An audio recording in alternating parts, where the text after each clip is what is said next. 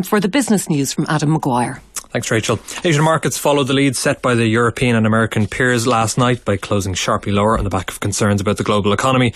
The Nikkei in Tokyo was down 5.4% by the end of business, while a broad index of Asia-Pacific shares outside of Japan was 1.2% lower. As was the case in Europe and the US, bank shares took the brunt of the negativity, though a spike in the value of the yen also hindered export-focused firms, including car makers Toyota, Honda and Nissan. A year ago today, the then Central Bank Governor Patrick Honohan signed the regulations that brought certain restrictions to mortgage lending in Ireland. The much debated rules, which were designed to increase the resilience of the banking and housing markets, limit mortgage loans to 80% of a property's value, or 90% up to €220,000 in the case of first-time buyers. Loans can also not be more than 3.5 times the gross income of the borrowers. On the foot of their one-year anniversary, Director of Research at Savills, Dr. John McCartney, has looked into the effect of the rules, and he joins me now to discuss them. John, what broadly do you think the effect of these rules has been on the mortgage market in Ireland? Well, the first thing to point out, Adam, is that this is really a Dublin issue and to a lesser extent an issue in Cork and Galway. And the reason for that is that the loan to income and loan to value limits that you've described are only really binding in the cities because the absolute price of properties is higher there. In terms of who they have hit hardest, I think they've affected first-time buyers, particularly in Dublin.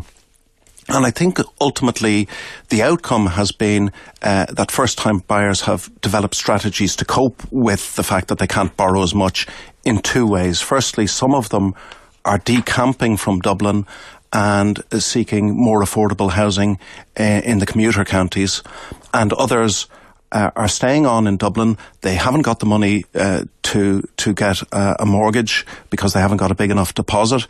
But what they're doing is they're deciding to stay in town and rent for longer. And my view is that both of these strategies are associated with fairly negative outcomes for the individuals involved and for society as a whole as well, I would say. We heard a short time ago from Daft and Ronan Lyons about the lack of supply in the rental market, but doesn't these issues boil ultimately down to that one core problem? There isn't enough supply of housing. I think that's right. I think there's a common misperception that the central bank rules have, curtailed house price inflation. In fact, they haven't. All they've done is they've displaced the inflationary pressures. On one hand, you're getting people moving into the commuter counties, and we see very strong rates of house price growth in Wicklow, Meath, Kildare, Laois, places like that. On the other hand, you see people staying in town and renting. So while the rate of house price growth in Dublin may have eased off very considerably, the heat has just been displaced to the rented market, and it's driving up rents, and we heard Ronan Lyons talk about that this morning. At the same time, there is a feeling that it helped to stifle a second property bubble, maybe only in Dublin. Is that not the case? So it did put a lid on things that were starting to get a bit out of hand.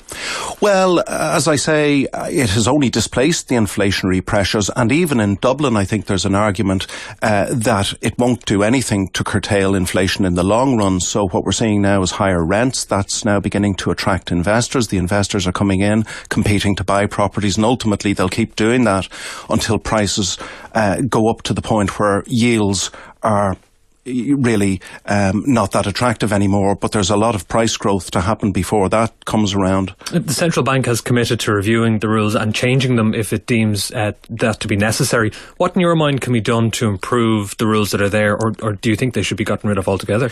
Well, I think the fact that the central bank has committed to a sort of a formal review is a very positive thing. I think the full impact of the rules won't be understood for some time yet. In saying that, I think there is again a misperception that the one positive thing that's coming out of these rules is that they have underpinned the stability of the financial system. I wouldn't assume that is necessarily the case.